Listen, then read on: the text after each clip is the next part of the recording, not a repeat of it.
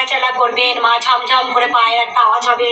আমি অনেকবার নুপুরে আওয়াজ পেয়েছি, সেই জন্য মায়ের জন্য আমি নুপুর এনেছি। মা আমার আমার নুপুর মা পরবে, মা হাঁটবে চলবে, আমার ভীষণ ভালো লাগবে।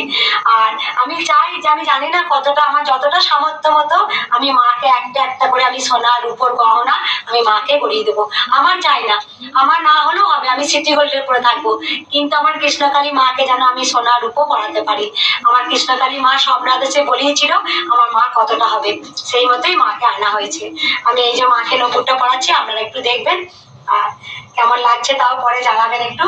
জয় কৃষ্ণকালী মায়ের জয়।